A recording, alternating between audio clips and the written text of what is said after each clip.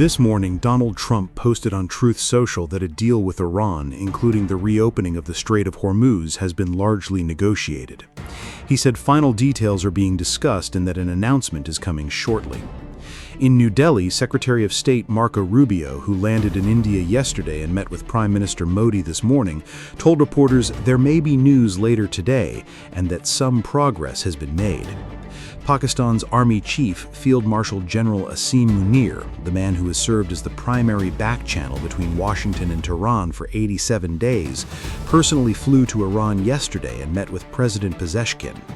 Qatar's most senior diplomatic envoy is in Tehran simultaneously. Vance, Steve Witkoff, and Jared Kushner have all been working the phones, and two regional officials and a diplomat told the Associated Press that the U.S. and Iran are close to agreeing on a memorandum of understanding aimed at ending the war. That is the most positive cluster of indicators this conflict has produced since February 28th. It is also happening simultaneously with something that makes every experienced diplomat deeply uncomfortable. 4 days ago, Iran's brand new Persian Gulf Strait Authority released an official graphic showing the Strait of Hormuz as a permanent, controlled maritime zone of the Islamic Republic of Iran. Both things are happening at once, and both things cannot be true simultaneously. This is the story of Day 87, the day the war might end, or the day we find out it won't. On May 20th, 2026, Iran's newly created Persian Gulf Strait Authority, the government agency established to exercise Iranian control over Hormuz shipping, published on its official social media account a graphic showing the Strait of Hormuz divided into what the authority labeled a controlled maritime zone. The map is precise. It shows transit corridors, inspection zones, and authority boundaries that encompass not just Iranian territorial waters, but the full navigable channel through which international commercial traffic must pass.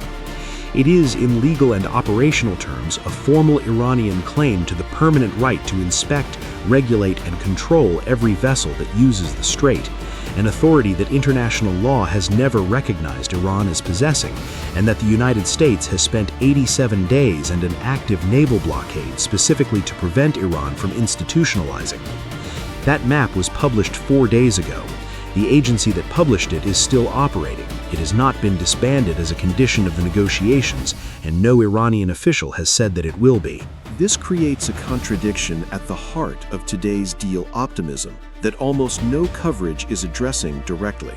If Iran is about to sign a memorandum of understanding that includes reopening the Strait of Hormuz without tolls, as Rubio has described the U.S. requirement, why did Iran publish a sovereignty map 4 days ago that asserts permanent regulatory control over the same waterway? There are 3 possible explanations. The first, the map was published by a domestic bureaucratic actor, the new Strait Authority, without full coordination with the Iranian negotiating team, and represents the internal politics of a government where the IRGC's institutional interests do not always align with the foreign ministry's negotiating positions. The second, the map is a deliberate signal to Iran's domestic audience, a way of framing whatever deal emerges as a voluntary Iranian concession from a position of strength rather than a forced capitulation, by establishing the legal baseline that Iran controls the strait and is generously agreeing to let ships pass. The third, the map represents Iran's actual position, and the deal Trump calls largely negotiated does not, in fact, include the surrender of Iranian regulatory authority over Hormuz, only a temporary operational reopening that Iran can reverse at will through its new authority. Option 3 is the one that matters most, and it is the one that nobody in Washington is addressing out loud. Trump has announced largely negotiated deals before in this war. He announced a ceasefire that both sides violated within hours. He announced great progress that was followed by exchanges of fire. He announced that the ceasefire was on massive life support. Each announcement was true at the moment he made it and obsolete within days.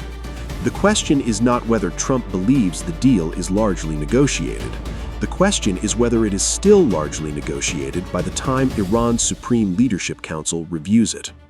Rubio, speaking in New Delhi this morning, was explicit about what a deal must contain. stopping Iran from obtaining a nuclear weapon, reopening the Strait of Hormuz without tolls, and turning over enriched uranium. He added, "This problem will be solved, as the president's made clear, one way or the other." The phrase "one way or the other" has appeared in Rubio's Iran statements for 3 months. It means diplomatic resolution or resumed military strikes. It is the verbal equivalent of a cocked weapon being held in one hand while the other hand extends a pen.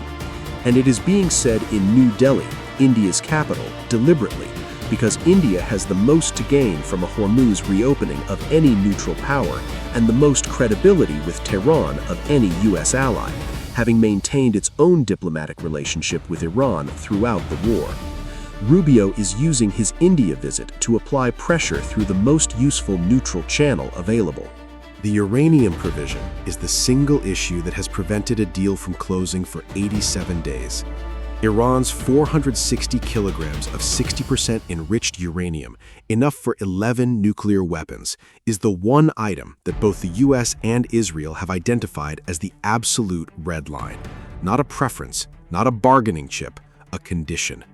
Without physical removal of that uranium from Iranian territory, there is no deal that satisfies the stated US war objective of preventing an Iranian nuclear weapon. And without a deal that satisfies that objective, Israel's preparations to strike Iranian nuclear facilities, reported by CNN last week, remain active. The window between a deal and an Israeli strike may be measured in days. What happens with the uranium in the next 48 hours is the most consequential question in the Middle East and possibly in the world. The mediators, why Pakistan's army chief is the key figure. The decision by Pakistan's army chief, Field Marshal General Asim Munir, to personally travel to Tehran rather than send an envoy is the single most important operational signal of today's developments. Munir has been the architect of Pakistan's mediation role throughout this war. Pakistan occupies a unique position. It is a Muslim-majority nuclear-armed state with credibility in Tehran, a strategic relationship with China, a complex relationship with the United States, and a profound interest in regional stability given its own geographic proximity to Iran and its economic dependence on Gulf energy. Munir flying to Tehran personally rather than through subordinates signals that the final gap between the US position and the Iranian position is narrow enough that a direct conversation at the highest Pakistani level can close it. It signals that whatever Pakistan has prepared in its draft text is close enough to both sides' red lines that Munir believes he can get both to sign. Qatar's simultaneous involvement is equally significant. Qatar hosts the largest U.S. military base in the Middle East, Al Udeid Air Base, the operational hub for CENTCOM throughout this war, while simultaneously maintaining the deepest diplomatic relationship of any U.S. ally with the Iranian government. Qatar has served as a back channel between Washington and Tehran on multiple occasions over the past 2 decades. The decision to send a senior Qatari official to Tehran in parallel with Pakistan's army chief suggests that the final diplomatic push is not a single track, but a simultaneous convergence from multiple directions, all aimed at getting Iran's leadership to authorize a signature on a document that its own domestic politics have made extraordinarily difficult to accept. Rubio in India, why this visit matters beyond the Iran talks. Secretary Rubio's presence in India while the most critical 48 hours of the war are unfolding is not accidental, and it is not simply about Iran. Secretary Rubio met with Prime Minister Modi this morning, and the two discussed, according to the State Department readout, the Middle East situation and U.S.-India partnership in energy, securing critical supply chains, and collaboration on emerging technologies. That is an extraordinary range of topics for a single bilateral conversation. The energy dimension is direct. India has been one of the countries most severely affected by the Hormuz closure outside the immediate conflict zone. Indian fuel prices have surged, Indian shipping companies have paid war risk premiums for 87 days, and an Indian cargo ship was sunk last week. India's interest in seeing the strait reopen is acute. But the supply chain and technology dimensions point to something larger that this visit is building toward: the Quad. the strategic partnership of the United States, India, Japan, and Australia that represents the primary alliance architecture for managing China's rise in the Indo-Pacific. Rubio's four-day India visit, which includes a Quad foreign ministers meeting, is the first major U.S. diplomatic engagement in the Indo-Pacific since the Trump-Xi-Beijing summit. It is Washington telling every Asian democracy that the China engagement did not come at the cost of the alliances that constrain China's ambitions. It is Rubio in Modi's office saying, "We went to Beijing, we talked to Xi, and then we came directly to you." The sequencing is a message, and it lands in a week when India is simultaneously watching the Iran war potentially end, watching Russia's nuclear exercise, and watching China's post-summit behavior across the Taiwan Strait. The 100-ship mark, what the blockade has cost. The U.S. blockade of the Strait of Hormuz reached a milestone this week that nobody marked with appropriate weight. It has now redirected 100 commercial ships, vessels either entering or leaving Iranian ports that have been turned back by the U.S. military enforcement operation. 100 ships in 87 days. That is an average of more than one vessel per day that has been denied passage to or from Iranian ports by U.S. military force. The cumulative economic impact of that blockade on Iran is significant and growing. Iranian oil exports, the primary revenue source for a government that has simultaneously been absorbing military strikes on its infrastructure, have been compressed to a fraction of their pre-war levels. The Chinese lifeline has partially compensated, but the shadow fleet routes that move Iranian crude to Chinese refineries have become more expensive, more risky, and more legally precarious as U.S. secondary sanctions have expanded. The economic pressure that the blockade was designed to create has been building for 3 months. The question that Pakistan's army chief is in Tehran trying to answer right now is whether that pressure has finally reached the threshold where Iran's leadership calculates that a deal, even a difficult one, is preferable to the alternative. What a real deal looks like and what a fake one does. If the deal that Trump calls largely negotiated is real, if it includes verifiable uranium removal, a genuine Hormuz reopening without Iranian regulatory authority, and a credible mechanism for monitoring Iranian nuclear activities, then the next 48 hours will produce the most significant diplomatic achievement of the Trump presidency and one of the most consequential arms control agreements in the post-Cold War era. Brent crude, currently at $104, would fall toward $80 within weeks. American gas prices would begin a sustained decline from $4.52. The 14 crew members of the next ship that would have been struck in the strait will go home safely.